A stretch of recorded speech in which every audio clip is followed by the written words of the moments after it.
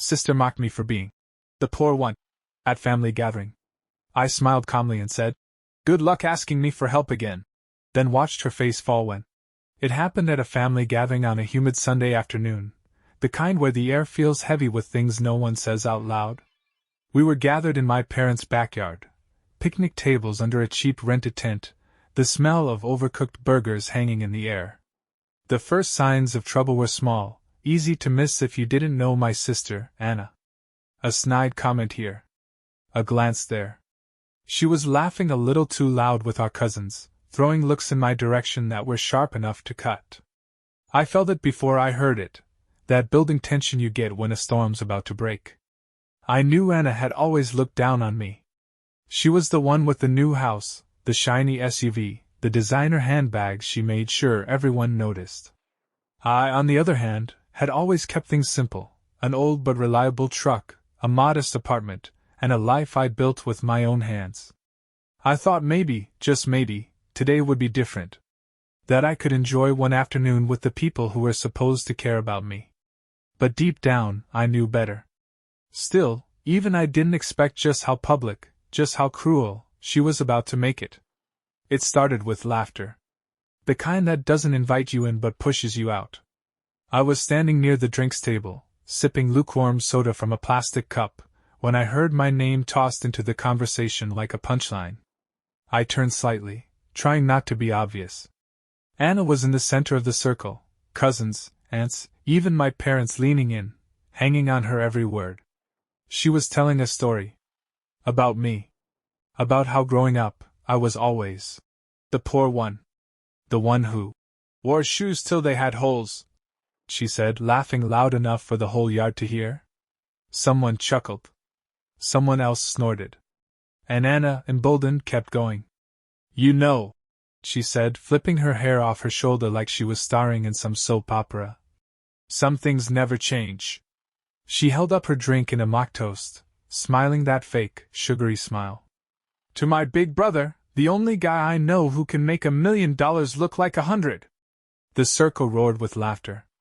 I stood frozen, soda forgotten in my hand. For a moment, the sounds around me faded, the birds in the trees, the sizzle of something burning on the grill, even the kids shrieking by the pool, it all blurred into this loud, ringing silence in my ears. They were laughing. At me. And worse than the jokes, worse than Anna's smug little performance, was the realization that no one stopped her. Not Mom. Not Dad. Not a single cousin who'd once slept on my couch when they needed a place to crash. Not even Uncle David, who I'd helped get a job after he lost everything 2 years back. It wasn't just her. It was all of them. That was the moment, standing there with that cheap plastic cup, when the first crack split through whatever illusions I had left about family. But even then, even with the heat rising to my face and my fists clenching at my sides, I didn't let them see it. I just smiled. A slow, calm, knowing smile. Because right then, I knew something Anna didn't. Something none of them seemed to realize yet.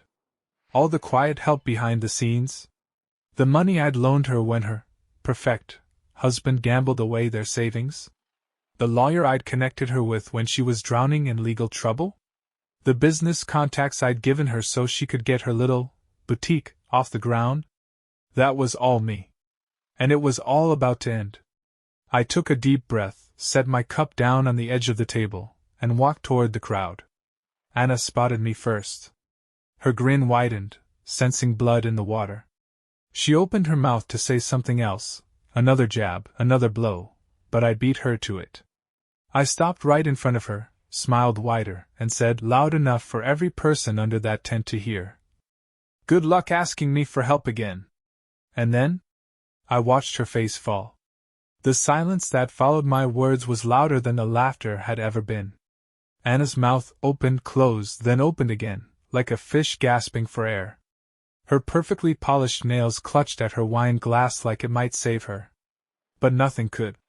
All around us, the crowd froze, caught in that awkward space between curiosity and horror. My mother's hand hovered midair over a platter of cookies she'd been arranging. My father's brow furrowed deeply, The way it always did when he realized he might actually have to deal with something uncomfortable. For one heartbeat, two heartbeats, nobody moved. Nobody said a word. Then Anna laughed. A brittle, high-pitched sound that didn't quite reach her eyes. "Oh, come on," she said loudly, forcing another laugh. "You know we're just messing around. You're not seriously mad, are you?" I smiled again, calm, patient, like I was talking to a child who thought they could lie their way out of a broken vase. "No, Anna," I said, my voice as smooth as glass. "I'm not mad." I stepped closer, enough that she had to tilt her chin up to meet my eyes. "I'm done." She blinked. The color drained slowly from her face, like watching a glass of wine tip over in slow motion. "You want to mock me for not flashing money around?" I said, voice low but carrying, making sure every pair of ears under that tent could hear. "Fine. But you remember this, Anna." I let the words sink into the stunned silence. "You remember the calls you made crying at 2 a.m., asking for help paying the mortgage? You remember when I found you a lawyer to keep your boutique from being shut down? You remember when you begged me to pull strings to keep your husband from losing his job after that mess he got into?" The color on her face was back now, but it wasn't pride. It was panic. "And you remember that every time," I continued, "I helped you quietly. No bragging. No demanding payback. I did it because you're my sister." I turned to glance at the gathered family, at the aunts who had whispered behind my back, the cousins who had laughed a little too loud. "And as for the rest of you," I said, letting my gaze sweep across them like a slow-moving wave, "you might want to remember who you laugh at before you realize how much you've leaned on them." A few cousins shifted uncomfortably. An uncle cleared his throat. No one dared meet my eyes. Anna stood frozen, her face a mixture of fury, shame, and something else, something brittle and breaking. For once, she had no clever comeback. No mocking laugh. Just silence. I leaned in one last time, my voice quiet enough that only she could hear. "I hope your pride keeps you warm when you're alone." Then I straightened, nodded once to the room, to the family that wasn't a family anymore, and walked away. The only sound behind me was the soft clink of Anna's wine glass slipping from her fingers and shattering on the grass. I didn't rush. I walked slowly across the backyard, through the sagging tent and across the patchy grass, feeling the weight of every stare burning into my back. But I didn't flinch. Not once. When I reached my truck parked at the curb, I stood for a moment, one hand resting on the door handle, and looked back. Anna still hadn't moved. She stood like a statue among the ruins of her performance, the laughter long gone, replaced by whispers that were starting to rise like a cold wind. Good, I thought. Let her sit in it. I climbed into the truck, started the engine, and drove away without looking back again.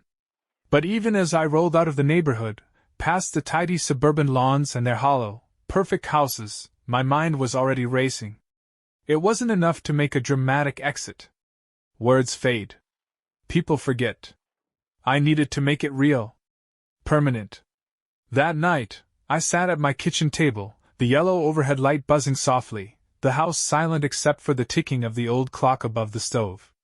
And one by one I severed every thread that tied me to Anna, and, by extension, to the rest of them. First, the joint account I had set up for emergencies, the one she dipped into whenever the boutique had a rough month. Closed. Drained straight into my personal savings. Second, the lawyer I had introduced her to, the one who had quietly kept her out of court after she nearly defaulted on a business loan. I emailed him that night. Told him I would no longer be involved or providing any support for her legal matters. Professional courtesy, sure, but it would hit her hard when the bills started piling up. Third, the business contacts, the vendors, the clients I'd sweet-talked into giving her boutique a chance. I sent out a simple, polite message to each of them, thanking them for their past collaboration but informing them that I was no longer associated with Anna's business ventures. No drama.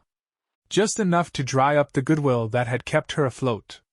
Last, and it was the easiest part, I blocked her. Phone. Email. Social media. Gone. A clean break. No cracks to sneak back through. It wasn't anger driving me anymore. It wasn't even pride.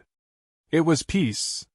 For the first time in years, I felt like I was breathing air that hadn't been filtered through layers of guilt, obligation, and manipulation. They had wanted a world without me. They were about to get it. And Anna had no idea just how much she'd lost in those 5 minutes under that white plastic tent. The first message came less than 24 hours later. It was Anna, of course. Through a number I didn't recognize, she must have borrowed someone's phone. A long, rambling text full of fake sweetness, trying to patch things up like nothing had happened. Hey. Yesterday got a little crazy, huh? You know I was just joking. You're being kinda sensitive. Let's talk? I stared at the screen, the words blurring into noise. Deleted it without replying. The next morning it was Mom. A voicemail this time, her voice syrupy, a little too high-pitched, the way it always got when she was trying to manipulate me. Honey, don't be silly. Anna didn't mean any harm. You know how she is. Please come to Sunday dinner. Let's put all this behind us. Behind them, maybe. Not me. Delete. Block. Then Dad. Short, to the point, like he was doing me a favor. Family's family. You don't turn your back on blood.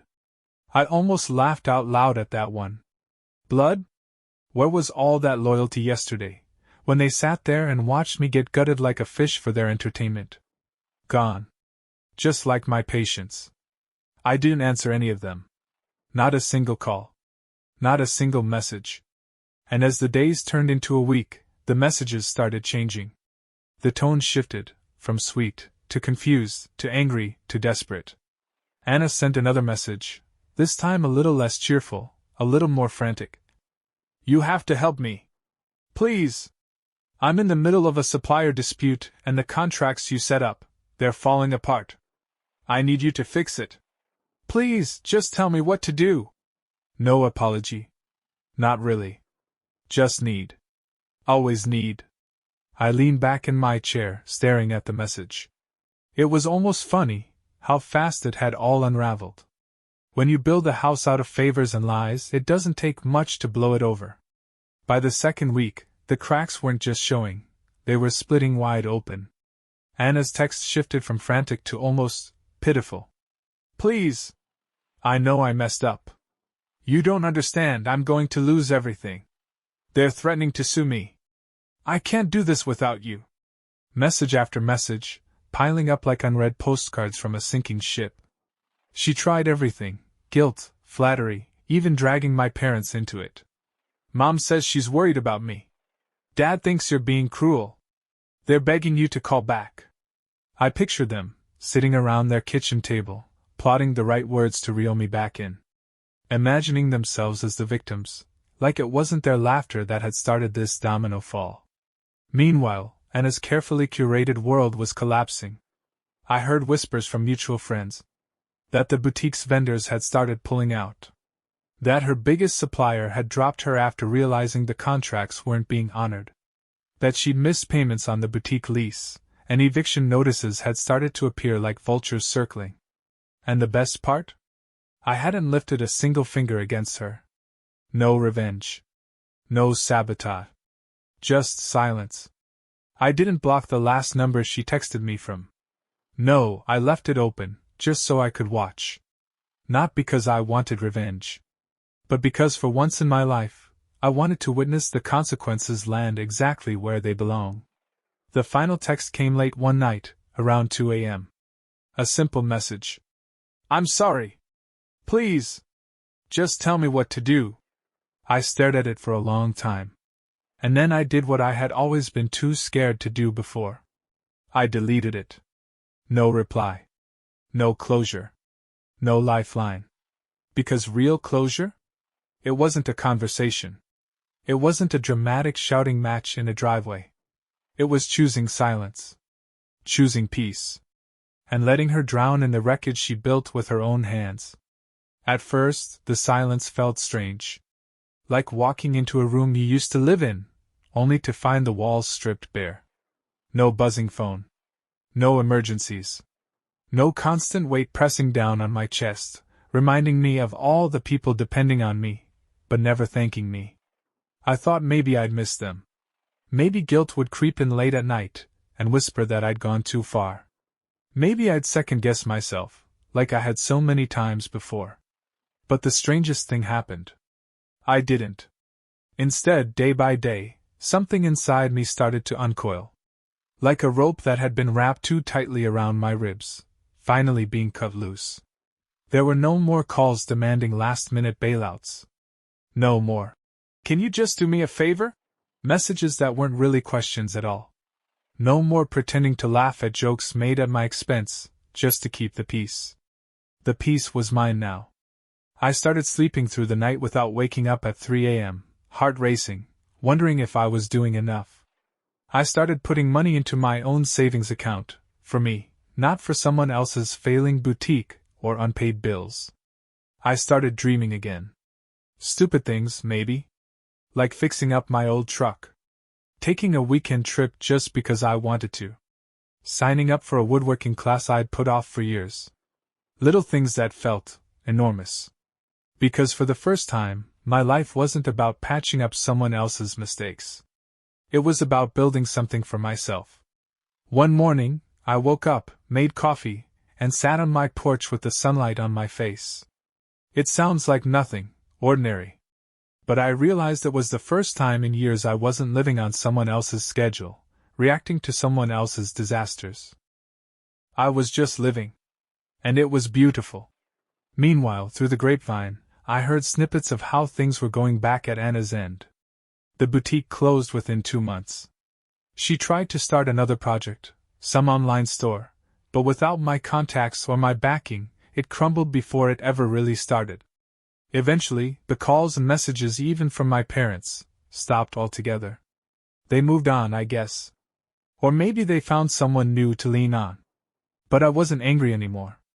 I wasn't waiting for an apology, or an explanation, or any kind of reckoning. Because the truth was, they didn't need to say a word. Their absence was all the proof I needed that I'd made the right choice. It was months later when I saw her again. By then, the seasons had changed. The sharp bite of winter was already giving way to the damp promise of spring. I hadn't thought about Anna in weeks. Life had filled itself with better things, real things, and the old wounds had scabbed over into something almost peaceful. But life has a funny way of circling back. I was coming out of the hardware store, arms full of supplies for a little woodworking project, something small, something just for me, when I saw her. Anna. Standing by her car across the parking lot, fumbling with her keys. Even from a distance, I could tell she wasn't the same either. The bright polish was gone. Her posture, once so sharp, so full of that cutting, effortless confidence, sagged in on itself, like a balloon half deflated. For a second, she didn't notice me. But then her eyes lifted, and they locked onto mine. There was a beat, a long, stretched-out second, where either of us moved. I wondered what would happen. Would she smile and pretend everything was fine, the way she always had? Would she run to me, fake tears in her eyes, ready with some story, some excuse? But she didn't. Instead, Anna froze. And in that brief, flickering moment, I saw it all written across her face. Regret. Loss. The hollow ache of someone realizing they'd burned the wrong bridge. She opened her mouth slightly, maybe to call out, maybe to apologize, maybe just to say something, but I didn't wait. I turned away. I didn't rush. I didn't slam my truck door. I just put my bags in the passenger seat, climbed behind the wheel, and drove away. No confrontation. No second chances. No dramatic farewell. Just an ending. As I pulled onto the road, I realized my hands weren't shaking. My heart wasn't pounding. In fact, I felt lighter than I had in years. It wasn't anger driving me anymore. It wasn't even sadness. It was clarity. Some endings don't come with fireworks or tearful apologies. Some endings are quiet, a simple choice to walk away and never look back. And for the first time, I knew deep in my bones, I had chosen right. Driving home that afternoon, With the windows cracked just enough to let the cool air rush in, I thought about everything that had happened. It wasn't just about Anna mocking me. It wasn't even about the years of silent sacrifices I'd made. It was about patterns, the ones we fall into without even realizing it. How easy it is to keep giving pieces of yourself away, believing that maybe, this time, it'll be different. That maybe this time, they'll see your worth. But the truth is, some people never do. And it's not your job to keep handing them the tools they use to hurt you. I realized something important that day. Helping people doesn't make you weak. But helping people who mock you, belittle you, and take you for granted, that does. Respect isn't owed by blood. It's earned. And it can be lost. It took losing them to find myself. And I wouldn't trade that peace for anything. Not even for the family I used to wish I had.